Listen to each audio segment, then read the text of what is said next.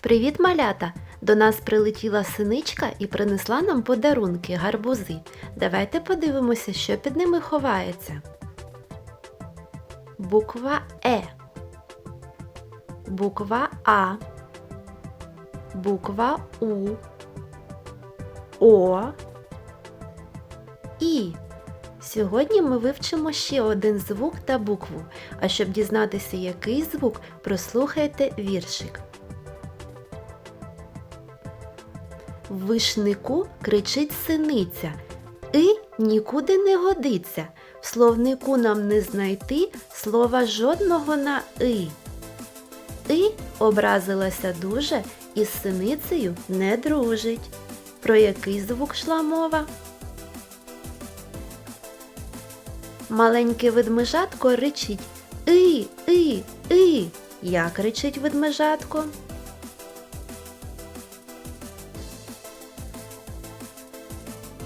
Коли ми вимовляємо звук «и», наші губки розтягнуті у посмішці, язичок не рухається, повітря вільно проходить через ротик, не зустрічаючи жодної перешкоди. Ми можемо проспівати звук «и», тому він голосний. Ведмежатко дуже любить солодкі цукерочки. Воно і для нас приготувало цукерки, але незвичайні.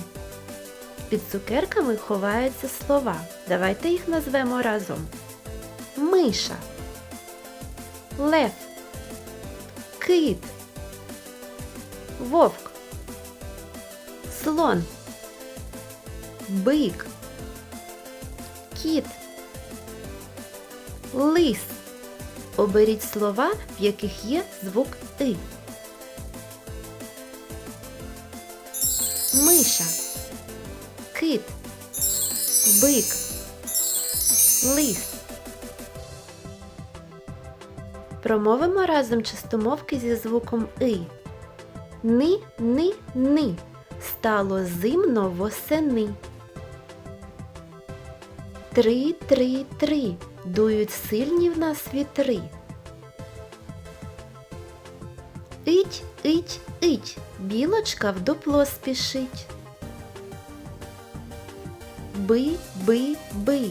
Сушить жолуді й гриби. Звук «и» може збільшувати кількість предметів. Наприклад, це кактус. А якщо в кінці додати звук «и», що вийде? Кактус-и. Що вийде? Кактуси. Кит. А якщо додати «и», що вийде? Кити. Вовк. А якщо додати «и», що вийде?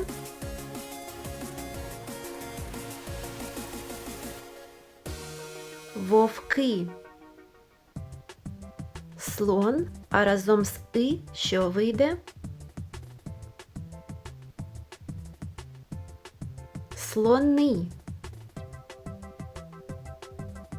Якщо додати звук «и» до слова лимон, що вийде? Лимони. А якщо додати «и» до слова кавун, вийде що? Кавуни. Прослухайте чистомовку. Чи вірно я все сказала? Ми з братом лісники від роду, пиляєм палкою колоду. Чи правильно я прочитала чистомовку? Чи можна пиляти колоду палкою?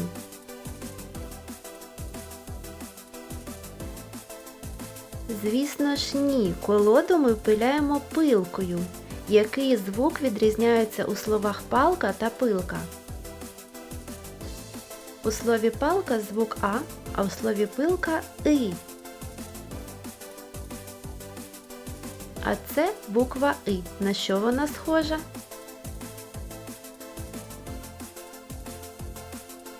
Букву «и» можна легко написати.